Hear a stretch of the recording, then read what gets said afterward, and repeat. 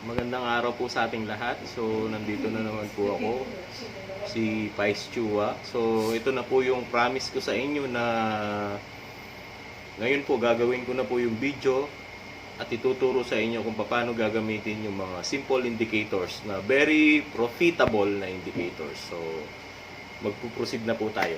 So, let's go na po. So, proceed na po tayo. Ito na po yun.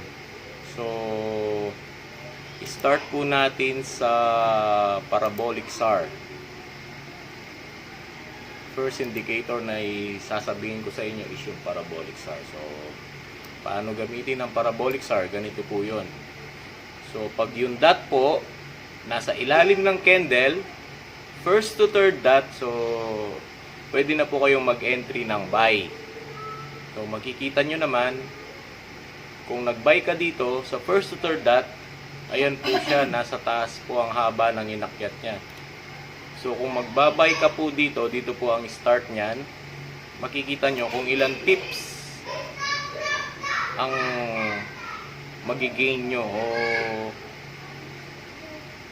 makukuha nyo pag nag-buy kayo. Ayun po, pag nag-close position po kayo, so ilang pips po yan? 136.4 pips. So, kung naka-lot 0.01 ka, kikita ka na agad ng $13 dyan gamit ang parabolic SAR. Ang rule po ng parabolic SAR, pag nasa ilalim ng candle, first to third dot, magba-buy position ka po. So, kahit na nasa first dot, second dot, or third dot, pwede ka pong mag-buy.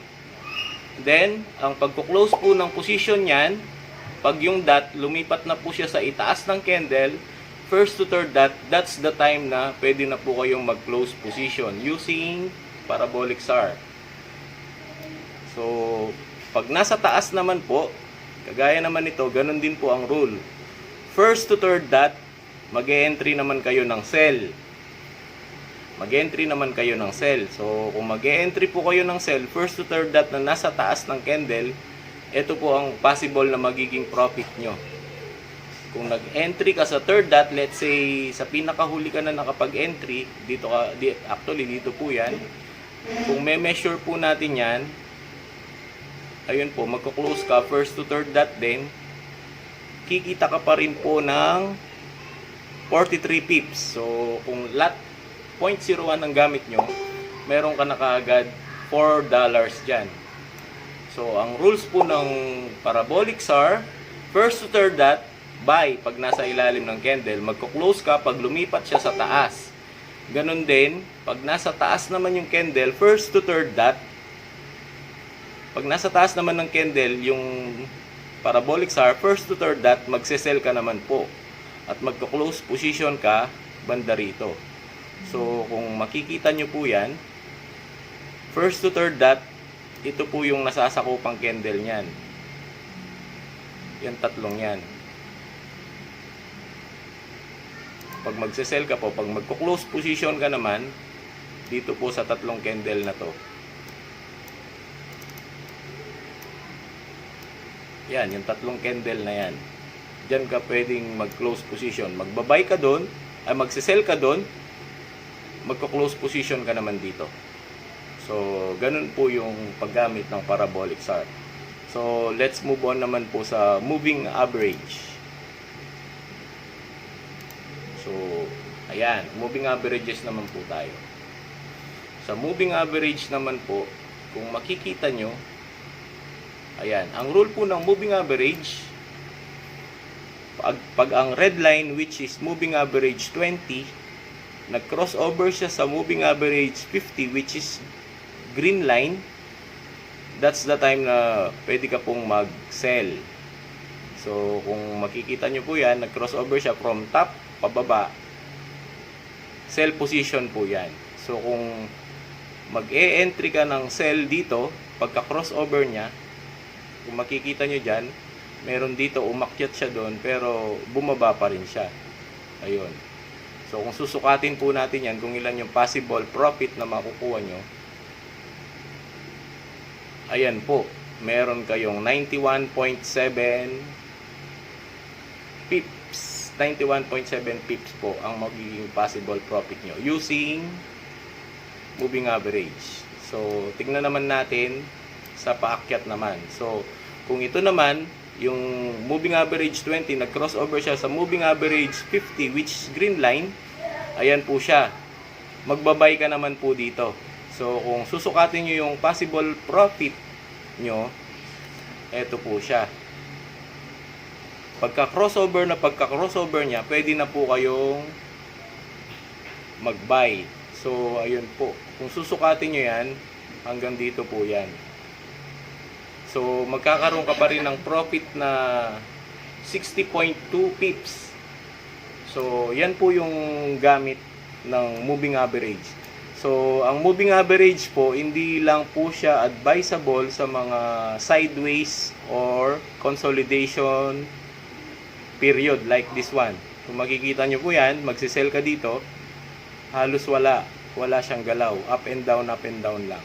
So, pagka gagamit po kayo ng moving average or parabolic SAR, so make sure na may trend po siya. Like kagaya po nito, may uptrend siya, tapos bababa ulit doon.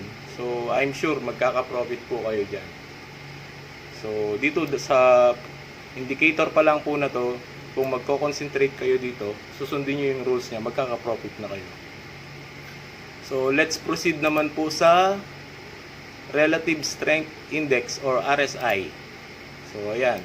Pinaghiwa-hiwalay ko na muna yung mga indicator para mas maipaliwanag ko silang mabuti sa inyo. So, kung makikita nyo yan. So, gaya po ng pagsiset natin, yung sa baba po is period of 20. Yung sa taas naman, period of 80. Pag yung line po, nag-touch siya sa ilalim, ibig sabihin, oversold po yung price or yung pair. Pwede na po kayong mag-buy position kagaya po nito. Dito po sa portion na to, nag-oversold siya. So, pwede nyo na pong entryhan ng buy yan. So, nilagyan ko na rin ng description, strong buy, sabi niya. So, ibig sabihin, pwede kang mag-buy position dito. So, kung titignan mo po yan, hanggang saan ba siya inabot? Ayun. Kung nag-entry ka ng buy dito, mag-e-end po yung buy niyan pagka nag-overbought naman siya. So, ayun, meron kang kita na 66.3 pip. So, may 66.3 pips ka na po. Kung ang gamit mong lot is 0.01, meron ka na kaagad $6 dyan. Ganon din, opposite naman, dito din. Kung magse-sell ka dito, so, gaya ng sabi ko, pagka sideways, hindi rin siya ganon ka-effective. Pero pag dito, hanap ka ng magandang position. Pag ang pair po is may trend talaga siya, talagang kikita naman po yung RSI na yan. So, ganun po.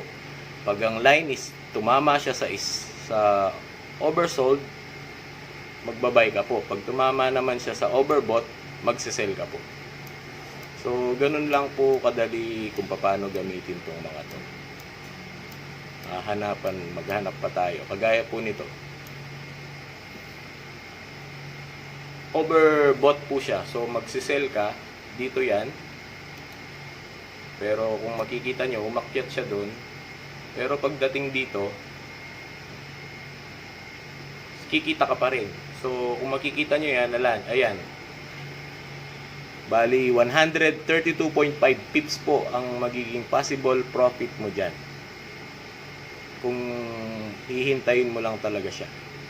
Kasi kung makikita mo dito, magse-sell ka, pagdating dun sa taas, syempre kakabahan ka, ayan, negative $6 ka kaagad dyan. Pero kung susundan mo talaga yung rule niya, ayun, pag nag-oversold siya, yun yung profit mo. So, 130, ganon. O 135 something. So, yun po yung magiging profit nyo using RSI. Ganun lang po sila kadaling gamitin. So, babalik ko na po yung chart na kung saan sama-sama po yung mga indicators na yan. So, ganun lang po gamitin yung mga simple indicators na yan. But, kung i-analyze nyo po yung chart, makikita nyo naman talaga na profitable po talaga. Ayan.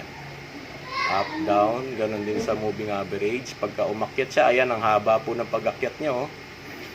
Pag nag-crossover siya, doon ka palang magko-close position. So, kita na siya. So, kung parabolic SAR naman, ganun din. Basta sundan mo lang yung rule niya. Pag bumaliktad na yung position ng parabolic SAR, i-close mo na po yung entry mo. So, ganun lang po kasimpleng gamitin yan. So, andali, may nakaligtaan pala akong isa. Ito pong moving average 200. Ito po yung yellow line na yan. Pagka nag-crossover po pataas, magbabay ka din po dyan.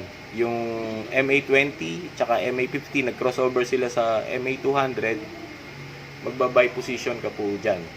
Pero pagka sa lower time frame po kasi, hindi mo masyadong gaanong makikita ang effect ni MA200. So, mas maganda pa rin pong gamitin si MA20 tsaka si MA50. Tapos si parabolic SAR at si relative strength index or RSI. So, hanggang dito na lang po yung video natin. So, maraming salamat po sa mga nakinig at nanood ng video ito. So, sana po makatulong po ito sa inyong pagtutrade. Maraming salamat po. So, hanggang dito na lang po. Next time po ulit. Bye-bye. Magandang araw po sa ating lahat. So, nandito na naman po ako, si Pais Chua. So, ito na po yung promise ko sa inyo na ngayon po gagawin ko na po yung video at ituturo sa inyo kung paano gagamitin yung mga simple indicators na very profitable na indicators. So, magpo-proceed na po tayo. So, let's go na po. So, proceed na po tayo. Ito na po yun. So, start po natin sa parabolic SAR. First indicator na sasabihin ko sa inyo is yung parabolic SAR. So, paano gamitin ang parabolic SAR? Ganito po yun. So, pag yung dot po, nasa ilalim ng candle, first to third dot, so, pwede na po kayong mag-entry ng buy. So, makikita nyo naman, kung nag-buy ka dito, sa first to third dot, ayan po siya, nasa taas po ang haba ng inakyat niya. So, kung magbabay ka po dito, dito po ang start niyan, makikita nyo kung ilan pips ang magigain nyo o makukuha nyo pag nag-buy kayo. Ayun po, pag nag-close position po kayo, so ilang pips po yan? 136.4 pips. So, kung naka-lot 0.01 ka, kikita ka na agad ng $13 dyan gamit ang parabolic SAR. Ang rule po ng parabolic SAR, pag nasa ilalim ng candle, first to third dot, magbabay position ka po.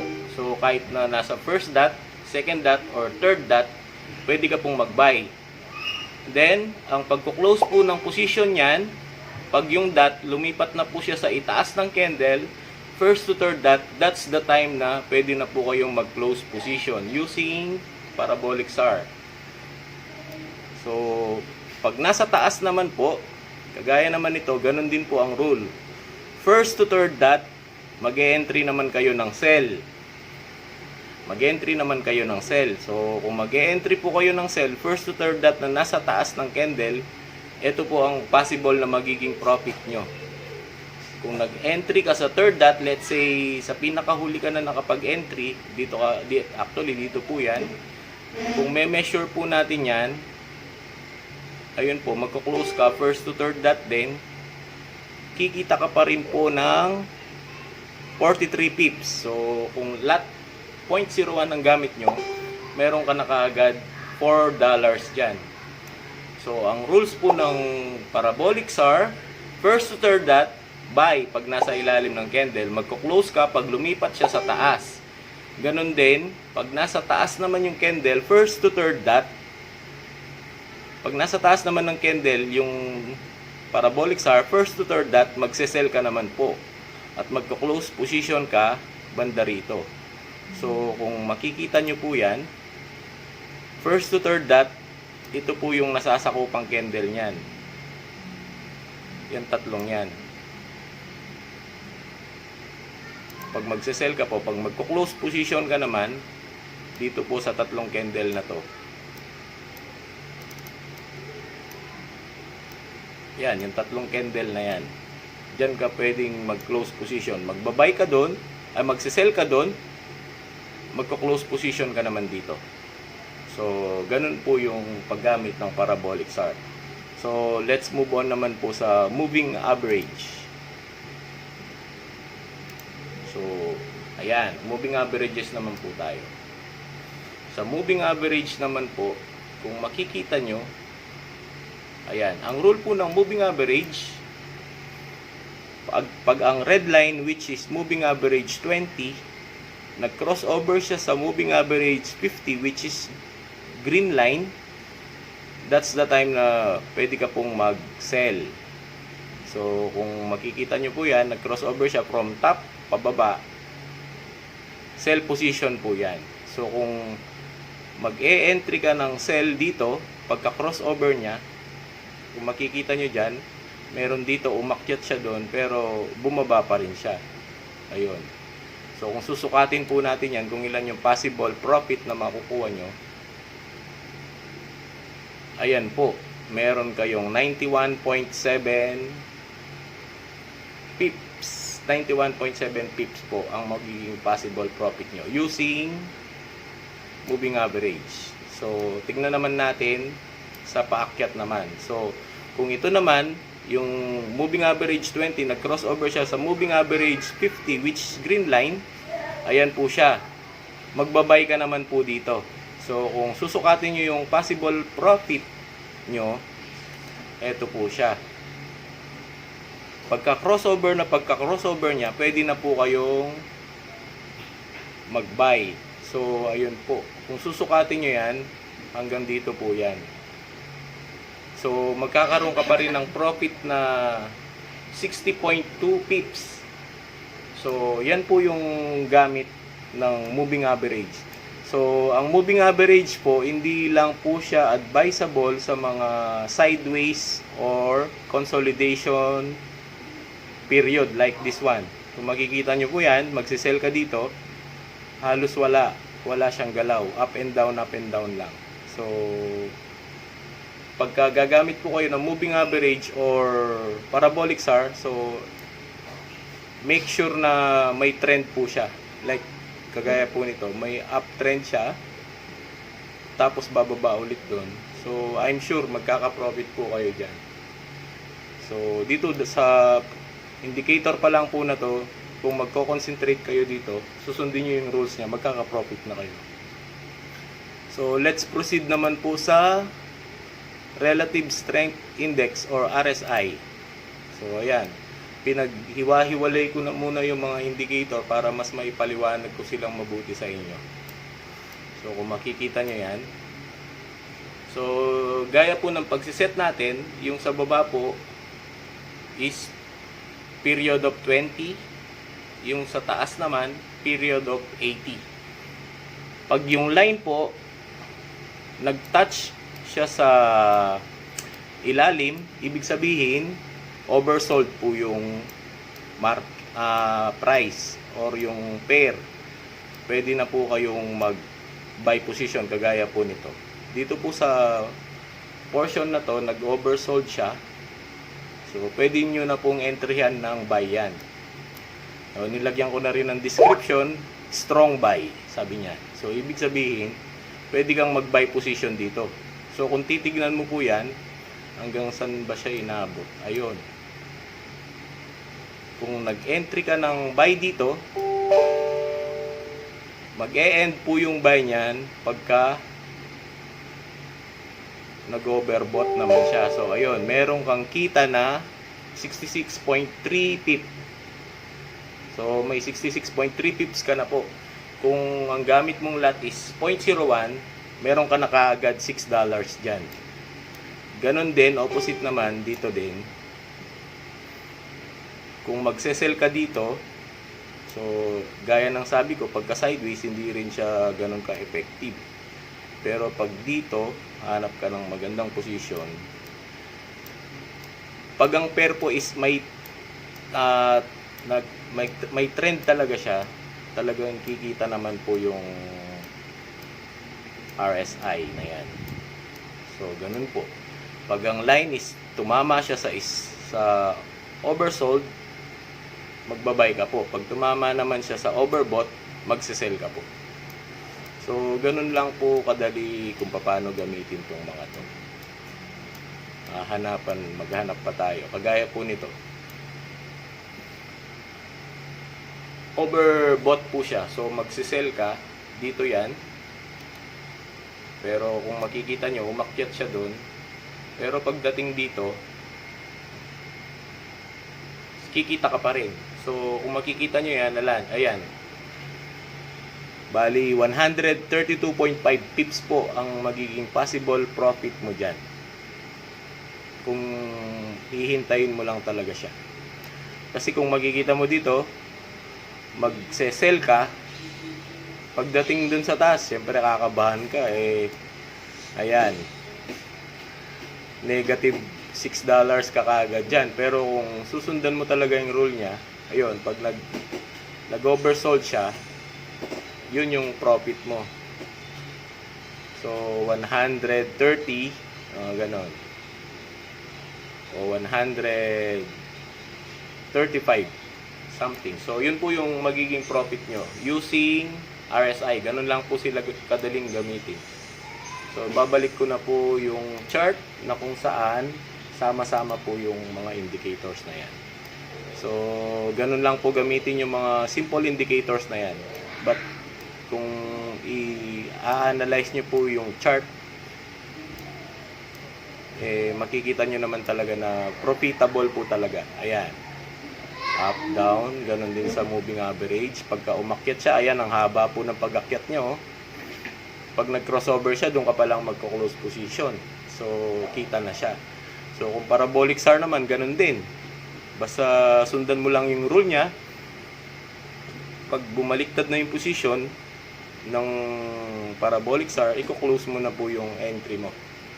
So, ganun lang po kasimpleng gamitin yan. So, andali, may nakaligtaan pala akong isa. Ito pong moving average 200. Ito po yung yellow line na yan. Pagka nag-crossover po pataas, magbabay ka din po dyan. Yung MA20 tsaka MA50, nag-crossover sila sa MA200, magbabay position ka po dyan. Pero pagka sa lower time frame po kasi, hindi mo masyadong gaanong makikita ang effect ni MA200. So, mas maganda pa rin pong gamitin si MA20 tsaka si MA50. Tapos, si Parabolic SAR at si Relative Strength Index or RSI. So, hanggang dito na lang po yung video natin. So, maraming salamat po sa mga nakinig at nanood ng video ito. So, sana po makatulong po ito sa inyong pagtutrade. Maraming salamat po. So, hanggang dito na lang po. Next time po ulit. Bye-bye.